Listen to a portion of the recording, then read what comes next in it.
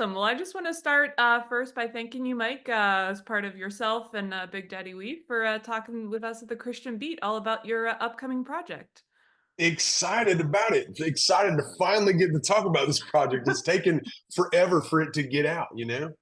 Absolutely. So let it begin. It's going to be your first group's first big release in 6 years, and you've done a lot of life in that 6 years. So do you just Mhm. want to talk about all of the different emotions and things that you're feeling now that this is almost out there so close? It's crazy, man, because it really has been like a work of the Lord, but it didn't feel like a work of the Lord the entire, you know what I'm saying? When you get to the other side of something, you see what God's doing, you're like, oh, well, I sure wish I could have had a picture of this at the beginning of it. But I think those things, when you have that to look back on, it becomes like something you have in your hand, for the future when you're going through something else and you go like, well, you remember when we, and then fill in the blanket, and then you remember how God, and it's like you see that all through the Bible too when they recount, the faithfulness of God. This season, man, it didn't always feel like that, but man, when you get to the other side of it, you just really see how faithful He's been, man. And so we dealt with a lot. We've dealt with so much grief. And to make a long story short, over just a few year period of time, I lost my dad, I lost my mom, and then I lost my best friend, who was my little brother. That was the entire little family that I had grown up with, man. And my brother Jay was kind of like it was the final one for me. I was looking for a way out of this. I didn't know how to take one more thing, honestly. And it's been some of the darkest days of my life. But because the um, Big Daddy Weave's not only a ministry, but also is like our livelihood. It's also our job. You got Mhm. to go back to work.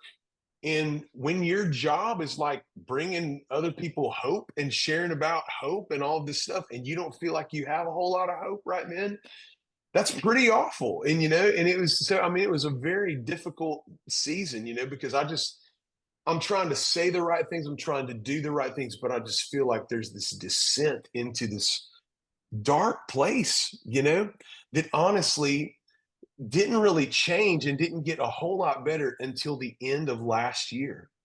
And so even when we had most of these songs like in the can, Mhm. so to speak, it was like I still was in such a dark place, man. But the Lord has since then just given me such a breakthrough, man. I'm telling you. And it was by encounter in Jesus. So the reason it took so long to write this record and get this record done is like when my brother had passed and we started writing songs, every song was like this grief related song, Mhm. and even though our grief related songs are like full of hope, it's like we still are like, dude, if we play somebody an entire record full of grief songs, we're gonna kill them. You know what I mean? We're gonna end them.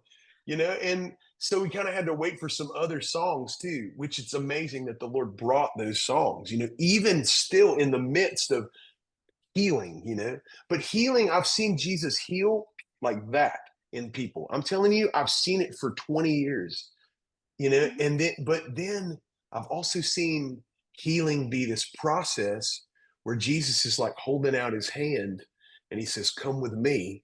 And on the other side of that process, you're somebody different than you ever imagined, and it ain't always easy, and it's not always fun for sure.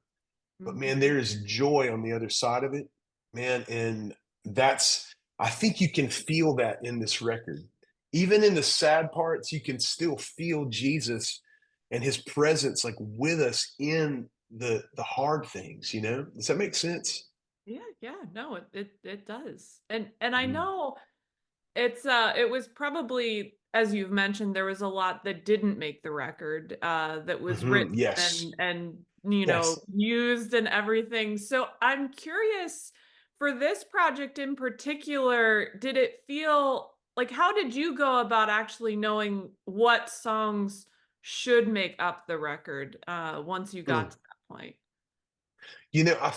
I think we just had to kind of like I really had to rely on people around me because for some of it, if I wasn't just dying from just the pain in my heart, like I just felt numb at other parts, like I couldn't tell in a way. Mhm.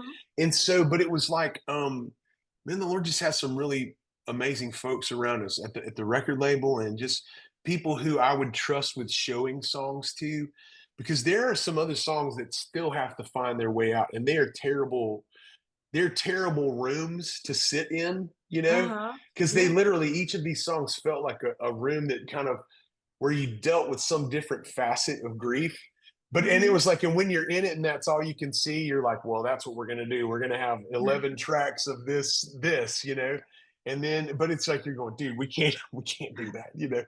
And so maybe some of these other songs, there's a place for them that are gonna make their way out in time. But man, I'm so thankful to be able to say to you today that there's the other side. And I'm not saying that it's never going to hurt again, because I'm literally sitting here where tomorrow I'm going to Jay, my brother's his middle daughter is graduating tomorrow. And so there's still feelings that we're going to feel, but I feel like the joy now wins over the other feelings. Oh, yeah, absolutely, absolutely.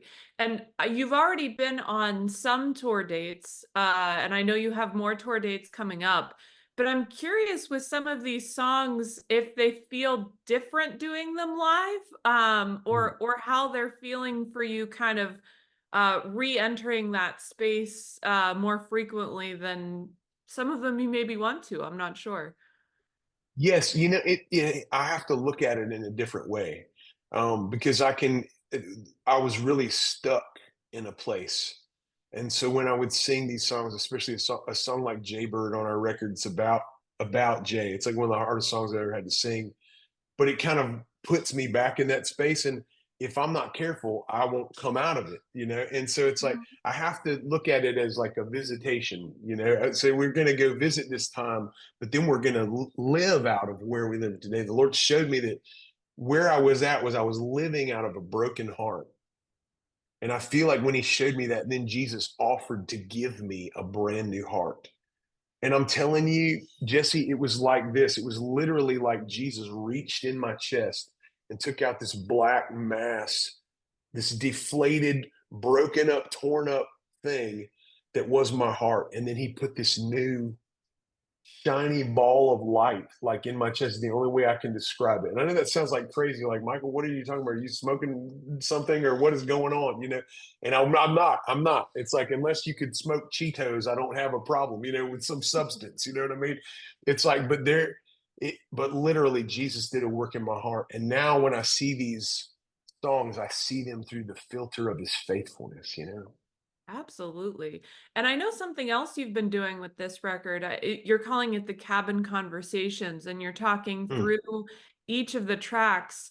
And I know that people have stories behind the songs that they write, but I'm mm. curious if this one for you, with all of the personal that was poured into this album in particular, if that Cabin Conversations idea was something that you wanted to make sure that you were more broadly getting those stories out there, and the why for you to kind of connect in addition to the lyrics themselves.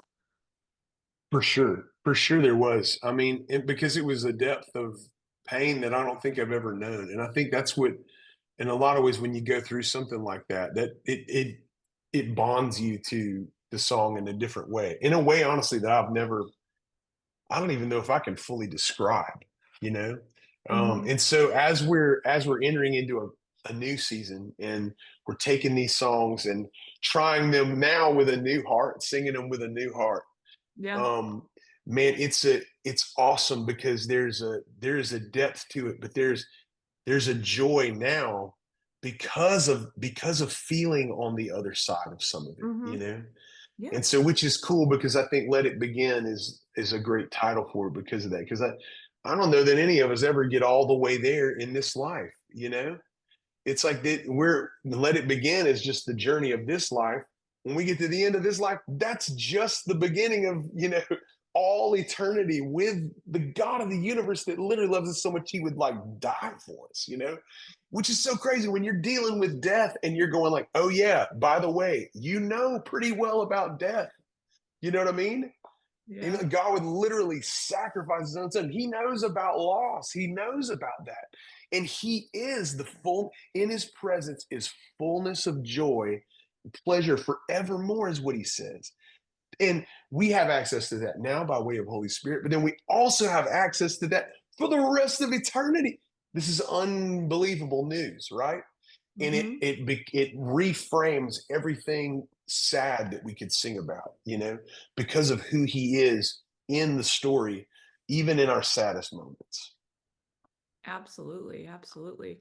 And I know for you, I don't want to ask favorite song because that's not really where I want to go with this, but I'm curious, is there a track that's speaking most to you in your current season right now?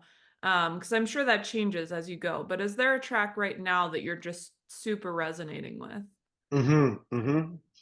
There's about three of them. Could I give you three? Is that okay? So Sure, go for there's it. there's there's a track called "Have Your Way," Mhm. which literally, when I wrote it, I sat up on the edge of the bed, and that entire song happened. And it is like an experience. It is an invitation for us to surrender, and we're just like, man, you're just recognizing God in the room. Aren't you wonderful? Aren't you glorious? Come have your way in me. Come do your thing in me. Man, you know what? The Lord gave me this little line, and I feel like it's surrendered people have nothing left to lose. And so, man, in my grief, in my pain, in my everything else, when Jesus calls you to surrender, you think about, like, dude, well, I'm going to have to give up my favorite fill in the blank, and it feels like that. Man, he also is talking about you can give up your sorrow. You can surrender your pain. You can surrender your grief. You can, all these things you've been carrying around like this giant weight that is killing you. We can give up all those things, dude, right? And it's like that come have your way is like this moment by moment, this little like experience almost where we acknowledge how great the Lord is. We say, come have your way. And then we say, Lord, I believe you're changing me. I believe you're doing a work in me, and then we thank him at the end of it. It's one of my favorite things. It's like a very functional song. You know what I mean? I love a Mhm. functional experience in a song. And there's another song called Free, man, where I had visited the country of Zambia at one point. It's the ones that are not the grief songs that I think I'm excited about now to live out in a fresh heart. Yeah. The song Free, I literally was in Zambia, and my wife had gone to buy some trinkets for our kids, and I was wanting her to find some kind of drum because we saw these incredible drums in Africa when we were there. And I wanted a big one, but we couldn't take a big one back on the plane. So she found these little drums, and they had these like devil looking faces, on them. And I was like, oh man, do you like bought like the devil's souvenir or something, Candace? And I was like, and so, but as I literally held the drum and I kind of beat on this little drum, I had this weird experience where I saw the severed head of Goliath. Isn't that gross sounding? Literally became the drum, and I was beating out this little beat on the defeated, severed head of the enemy. And this song just came out about I'm free because of what you've done for me. And it's like the Lord had to bring that song back with a brand new heart, man, to be able to sing that. Some of these songs he wrote before I had a broken heart, so now I can sing them with a new heart. It's crazy how he does this. So I love that song. And then Mhm. there's a song called Constantly that, in the process of my brother's health declining, he became a double amputee. It was such a traumatic experience for our entire family, his kids, my kids, me, all of this. And when I finally got back home after he was settled back in his home, I wrote this song where the Holy Spirit had just spoken to me. How does all this line up with your religion on paper? Is what he asked me. And I said, I got nothing. All I have is you. And he says, I'm all you're ever going to need. And I didn't know how to process the things we had been through. And I sat down at the piano, which I'm a terrible piano player. Right. And so, and man, I did this song, it just came out, and constantly. And that's what he's been. That's the testimony of this record of anything else. It's just his constant faithfulness, even in the midst of our darkest time and our greatest pain, our greatest grief. The Lord has carried us through it, even when we were wondering if he was still there sometimes. You know what I mean? Yeah. And I'm so grateful, to finally get to share this stuff with people and to share it without feeling like I'm gonna die doing it. You know what I mean? Feeling it that I'm not gonna have to, you know, be taken out of the game just to get through the story of it. With a new heart, it's a different perspective, man. Praise God. Absolutely. And I know we're getting close to time, so I'm going to close with one final question for you. And you've already shared a lot about what this project means to you and what you hope that the message of these songs in this project is. But just want to kind of touch in of the prayer that's on your heart, the expectation for these songs as others get to hear it and kind of put Mm. their own selves into these tracks, kind of where your heart is and what your prayer is for that. Yes, yes, yes, yes, yes. That's such an awesome question, or an awesome invitation to get to share out of. I, you know, I pray that people would find something of them in these songs. And then I pray they would encounter Jesus in these songs. So it'd be like this thing where it's like this, the song becomes this, hey, me too. Take their hand, right? I get it. I've been through it. We're in it together right now. You hear it. It's bleeding. It's bleeding out of it, bleeding onto the recording, and then being like, hey, let me show you this.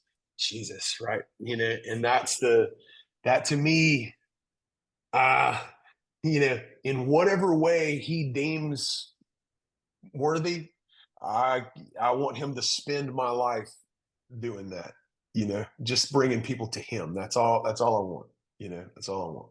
Absolutely. Well, I just want to thank you again, Mike, for taking the time. I've really enjoyed getting to hear more of the heart, the why, all of the message behind the music that's going to be coming out, and I'm excited for it. And thank you so much for doing this. Thanks so much for helping us share the story, man. This is exciting day, man. Thanks, Jesse. Appreciate it.